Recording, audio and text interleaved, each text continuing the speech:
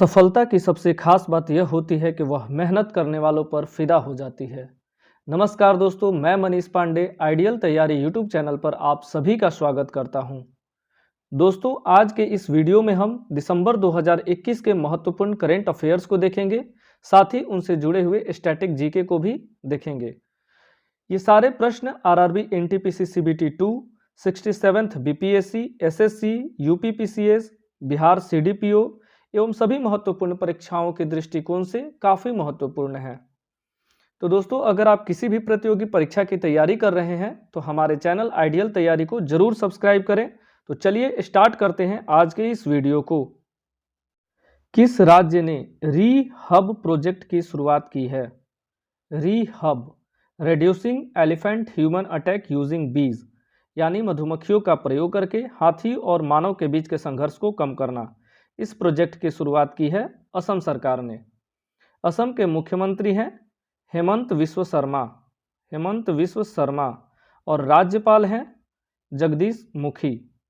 राज्यपाल हैं जगदीश मुखी। असम में दोस्तों गोल्डन टाइगर देखने को मिला है। भारत में पहली बार गोल्डन टाइगर देखने को मिला है असम में। असम में दोस्तों मानस वन्य जीव अभयारण्य है। मानस वन्य जीव अभयारण्य है। काजीरंगा नेशनल पार्क है। काजीरंगा नेशनल पार्क में दुनिया का सबसे ज्यादा एक सींग वाला गैंडा पाया जाता है। यहां दोस्तों डिब्रू साइखोवा नेशनल पार्क है। डिब्रू साइखोवा नेशनल पार्क है। वर्ष 2021 में असम में कुछ महत्वपूर्ण महोत्सव मनाए गए हैं, उनको देख लेते हैं। तो वांचुआ महोत्सव मनाया गया है दोस्तों, वांचुआ महोत्सव। चाय महोत्सव 2021 मनाया गया है, चाय महोत्सव। शिल्पग्राम महोत्सव मनाया गया है, शिल्पग्राम महोत्सव। और अंबुबाची मेला दोस्तों कामाख्या मंदिर में लगता है। अंबुबाची मेला कहाँ लगता है? कामाख्या मंदिर में लगता है। तो दोस्तों चाय के उत्पादन में असम जो है अग्रणी राज्य है। भारत में सबसे ज़्यादा चाय का उत्पादन असम में होता है। और हाल ही में मनोहारी गोल्ड टी, मनोहारी गोल्ड टी दुनिया का सबसे महंगा बिकने वाला चाय बना है दोस्तों, मनोहारी गोल्ड टी। असम में दोस्तों संजीवनी योजना की शुरुआत की गई है। संजीवनी योजना, धनवंतरी योजना, अरुणोदय योजना, अरुणोदय योजना।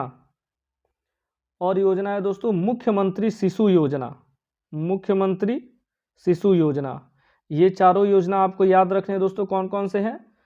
संजीवनी योजना, धनवंतरी योजना, अरुणोदय योजना और मुख्यमंत्री शिशु योजना। ये असम सरकार ने कुछ योजनाएं शुरू की हैं। दोस्तों प्राकृतिक गैस के उत्पादन में भारत में अग्रणी राज्य कौन है? असम है। वहीं अगर आपसे विश्व में पूछा जाए प्राकृतिक गैस के मामले में कौन सा देश अग्रणी है, तो ये देश है दोस्तों यूएसए। भारत में सबसे प्राचीन खनिज तेल क्षेत्र भी दोस्तों असम के डिगबोई में मिला था।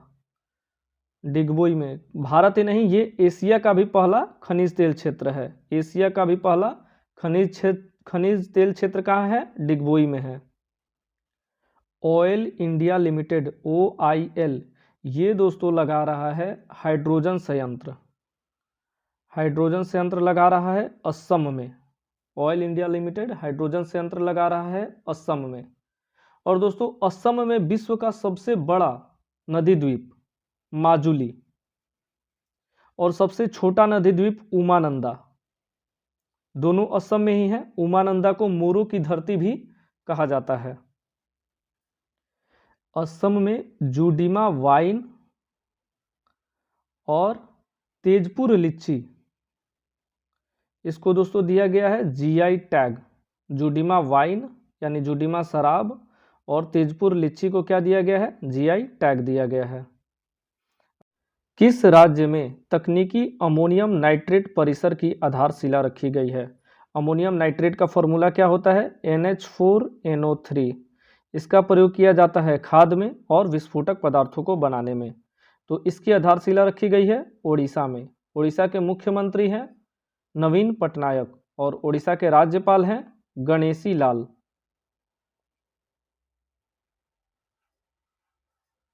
ओडिशा दोस्तों अर्बन गवर्नेंस इंडेक्स में शीर्ष पर रहा है। ओडिशा में 2 बीच हैं, एक ऋषिकुलिया बीच और एक है नोलिया शाही बीच। इन दोनों को दोस्तों यूनेस्को ने सुनामी रेड्डी घोषित किया है। इन दोनों बीच को यूनेस्को ने सुनामी रेड्डी घोषित किया है। कौन कौन से बीच हैं? ऋषिकुलिया बीच और नोलिया शाही बीच। इनको आपको याद रखना है, काफी इंपॉर्टेंट प्रश्न है। ओडिशा में शुरू किया गया है स्वच्छ बिंदु सागर पहल।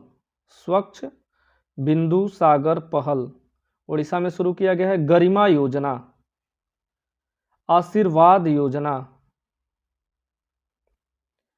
और कौन सा योजना शुरू किया गया है? ड्रिंक फ्रॉम टैप योजना। ये 4 योजना आपको याद रखने दोस्तों कौन कौन से हैं?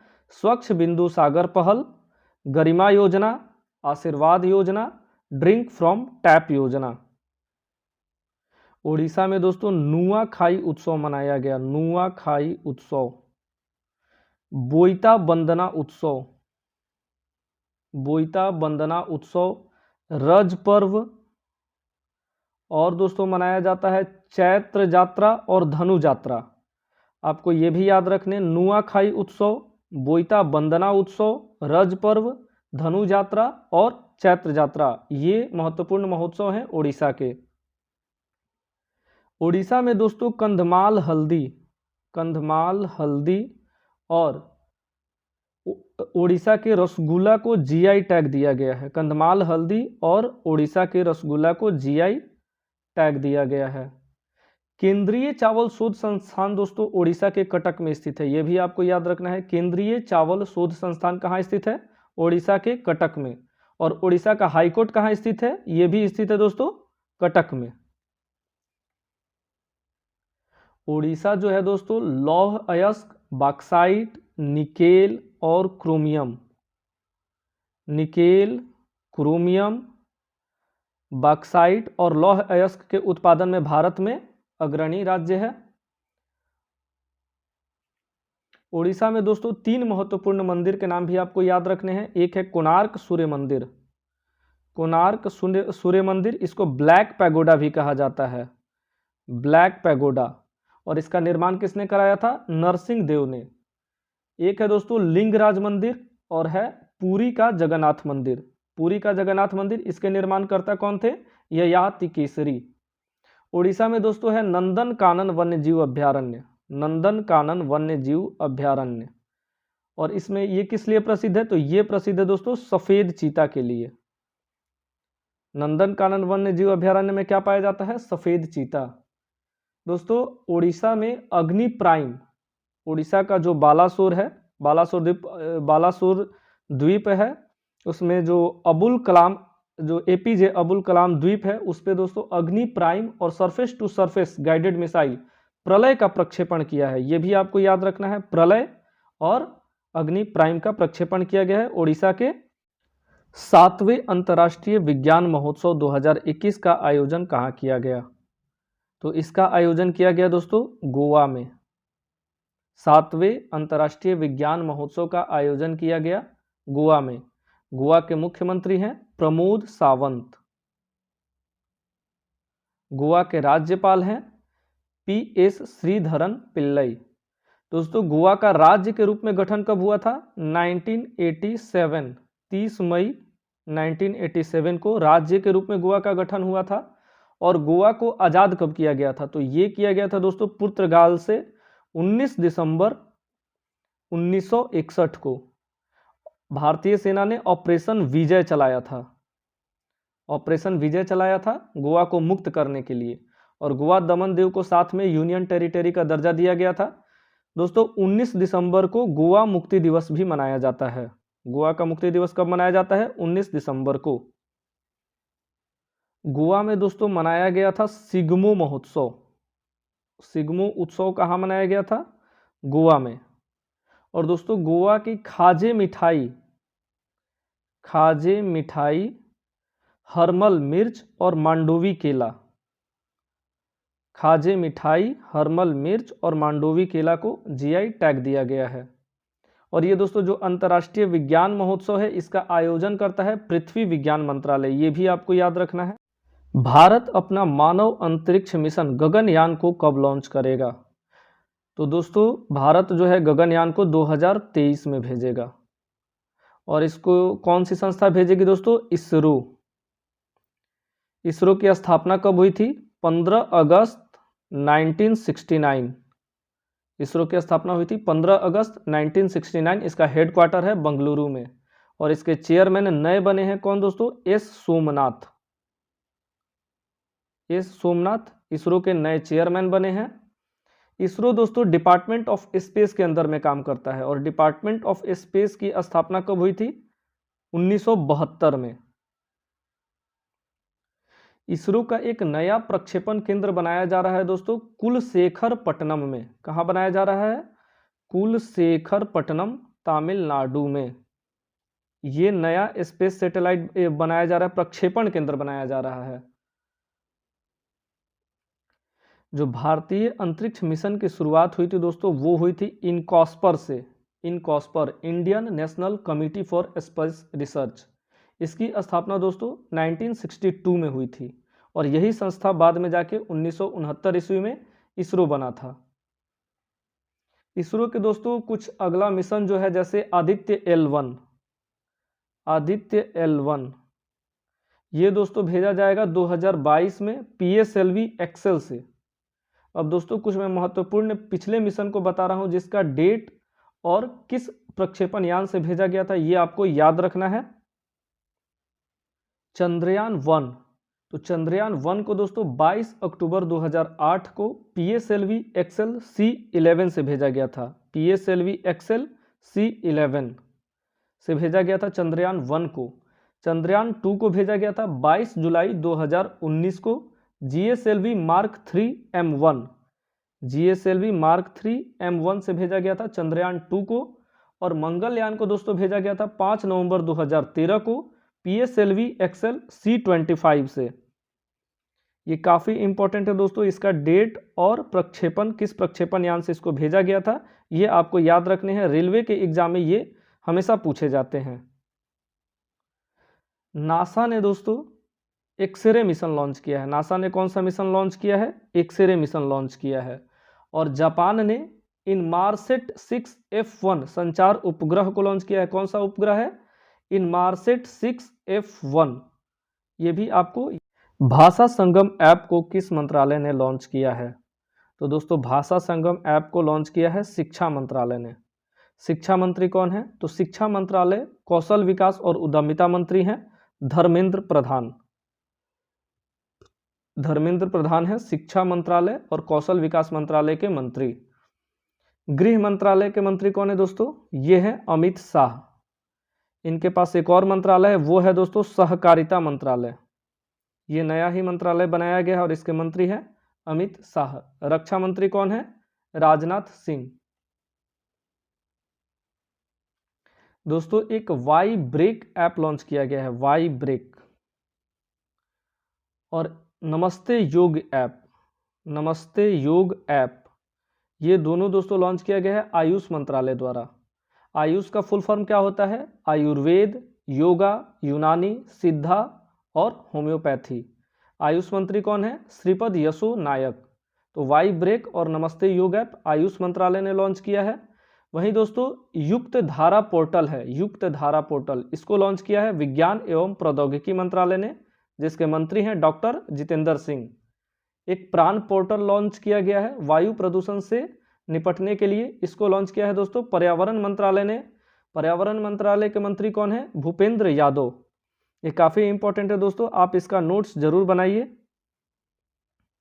अगला प्रश्न देख लेते हैं। हाल ही में जारी एशिया पावर इंडेक्स में कौन सा देश शीर्ष पर रहा है?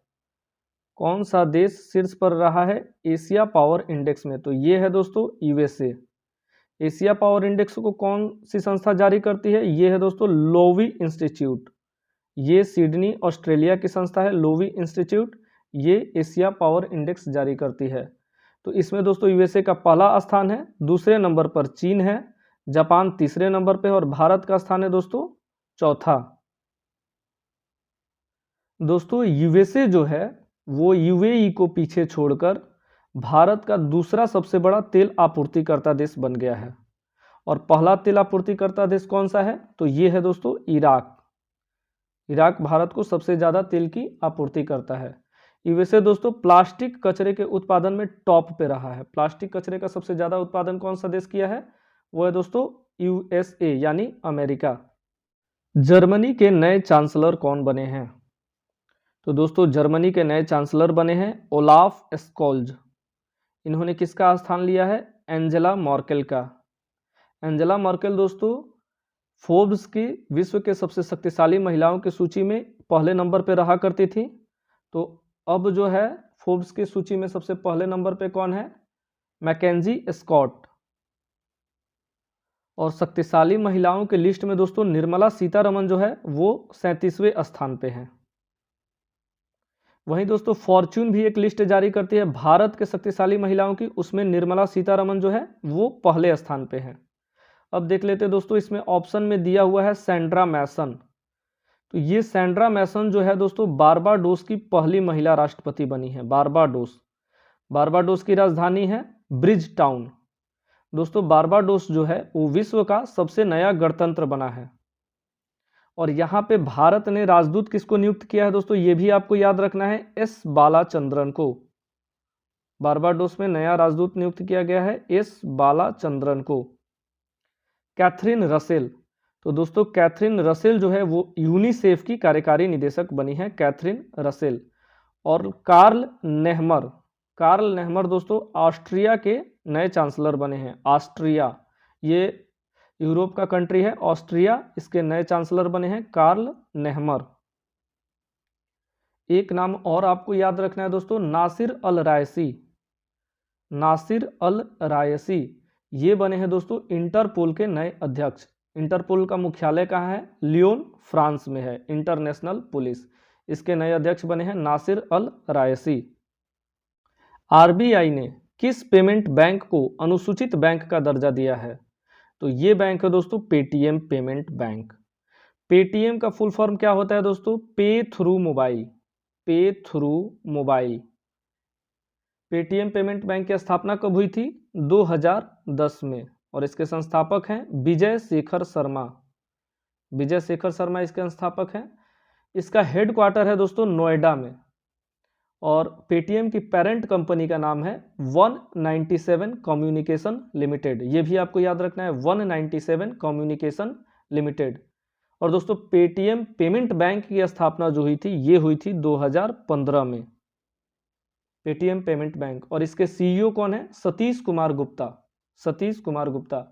दोस्तों भारत का सबसे बड़ा आईपीओ जो है वो पेटीएम कंपनी का लॉन्च किया गया था। आईपीओ का फुल फॉर्म होता है इनिशियल पब्लिक ऑफर।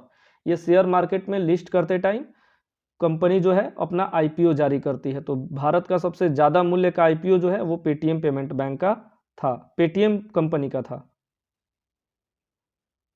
टाइफून राय ने किस देश को सर्वाधिक प्रभावित किया है? तो ये प्रभावित किया है दोस्तों फिलीपींस को। फिलीपींस की राजधानी कहाँ है? मनीला। मनीला दोस्तों एडीबी का मुख्यालय है, एशियन डेवलपमेंट बैंक का मुख्यालय है। इसकी स्थापना कब हुई थी?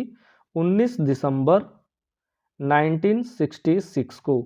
दोस्तों 19 दिसंबर को कौन सा दिवस मनाया जाता है ये आप मुझे कमेंट में बताएं। आज ही के इस वीडियो में मैंने आपको बताया है। एडीबी के अध्यक्ष कौन है? मासात्सुगा असाकावा। मासात्सुगा असाकावा जो है एडीबी के अध्यक्ष हैं। एक बैंक है दोस्तों एनडीबी, न्यू डेवलपमेंट बैंक। इसको ब्रिस्क बैंक भी बोला जाता है। इसका मुख्यालय है शंघाई में। इसकी स्थापना हुई थी दोस्तों 2015 में। इसमें ब्रिक्स देशों के सदस्य शामिल हैं, साथ ही 4 अन्य सदस्य भी शामिल हो चुके हैं। तो मिस्र जो है सबसे नया देश बना है, चौथा सदस्य बना है एनडीबी में शामिल होने वाला। इसके अलावा कौन कौन से देश हैं? तो एक यूएई है, बांग्लादेश है और उरुग्वे है। उरुग्वे की राजधानी दोस्तों मोंटेवीडियो है। यास चक्रवात उड़ीसा और बंगाल को प्रभावित किया था दोस्तों। यास चक्रवात बंगाल की खाड़ी में आया था। तौकते चक्रवात महाराष्ट्र में आया था। और ये जो होंडुरास और निकारागुआ में दोस्तों कौन सा आया था? लोटा तूफान। होंडुरास और निकारागुआ को लोटा तूफान ने प्रभावित किया था। आरबीआई ने किस बैंक को अप्रत्यक्ष कर एकत्रित करने के लिए अधिकृत किया है? तो ये बैंक है दोस्तों आरबीएल बैंक। आरबीएल बैंक को अधिकृत किया गया है अप्रत्यक्ष कर के वसूली के लिए। तो आरबीएल बैंक का मुख्यालय कहाँ है? मुंबई में है। इसके नए एमडी और सीईओ दोस्तों बनाए गए हैं राजीव आहूजा। राजीव आहूजा नए सीईओ और एमडी बने हैं आरबीएल बैंक के। दोस्तों ये पीएनबी बैंक है। पीएनबी बैंक के एमडी और सीईओ बनाए गए हैं अतुल कुमार गोयल। अतुल कुमार गोयल। पीएनबी बैंक की स्थापना कब हुई थी? 1894 1894 में। इसके संस्थापक कौन थे? दयाल सिंह मजीठिया और लाला लाजपत राय। दयाल सिंह मजीठिया और लाला लाजपत राय ने मिलकर पंजाब नेशनल बैंक की स्थापना की थी। दोस्तों ये है नाबार्ड। नाबार्ड का फुल फॉर्म भी एग्जाम में पूछा जाता है, national bank for agriculture and rural development. NABARD की स्थापना हुई थी 12 जुलाई 1982 को। और इसका हेडक्वार्टर कहाँ है दोस्तों? हेडक्वार्टर है मुंबई में। हाल ही में किस देश के सुमेरु ज्वालामुखी में विस्फोट हुआ है? तो ये दोस्तों सुमेरु ज्वालामुखी जो है इंडोनेशिया के जावा द्वीप पर है। सुमेरु ज्वालामुखी कहाँ है? इंडोनेशिया के जावा द्वीप पर। इंडोनेशिया की राजधानी कहाँ है दोस्तों? जकार्ता में। और इंडोनेशिया ने घोषणा की है कि ये कालीमंतन द्वीप पर अपना नया राजधानी बनाएगा। दोस्तों इंडोनेशिया जो है विश्व का सबसे बड़ा द्वीपीय देश है और विश्व में सबसे ज़्यादा आबादी वाला द्वीप जो है दोस्तों ये है जावा द्वीप। और विश्व में सबसे ज़्यादा मुस्लिम आबादी वाला देश अगर आपसे पूछा जाए तो वो है दोस्तों इंडोनेशिया। इंडोनेशिया के राष्ट्रपति हैं जोको विडोडो और यहाँ की मुद्रा है दोस्तों इंडोनेशियन रुपया। रुपया ये आपको याद रखना है, इंडोनेशियन रुपया यहाँ की करेंसी है। ज्वालामुखी के उद्गार छिद्र को दोस्तों क्रेटर कहा जाता है। ज्वालामुखी के उद्गार छिद्र को क्रेटर कहा जाता है। और जो बड़े आकार के छिद्र होते हैं उनको दोस्तों कैल्डेरा कहा जाता है। कैल्डेरा। ज्वालामुखी उद्गार के समय जो तरल पदार्थ बाहर निकलता है उसको दोस्तों क्या कहते हैं? मैग्मा। अंदर धरती के अंदर उसको मैग्मा कहा जाता है, लेकिन जब बाहर आता है तो उसको दोस्तों लावा कहा जाता है। और ज्वालामुखी के अंतिम अवस्था में जो जलवाष्प निकलता है उसको दोस्तों कहते हैं धुआंरे। और आपको याद रखना है दोस्तों 1000 धुआंरों की घाटी कहा जाता है अलास्का को। ज्वालामुखी को दोस्तों प्रकृति का सुरक्षा बाल्व कहा जाता है। ये काफी इंपॉर्टेंट प्रश्न है, काफी बार एग्जाम में पूछा जा चुका है। जो ज्वालामुखी को क्या कहा जाता है? प्रकृति का सुरक्षा बाल्व। अब दोस्तों कुछ सक्रिय ज्वालामुखी को देख लेते हैं। तो स्ट्रोम्बेली और एटना ये दोनों दोस्तों हैं इटली में। स्ट्रोम्बेली और एटना इटली के सक्रिय ज्वालामुखी हैं। एक है दोस्तों कोटोपैक्सी।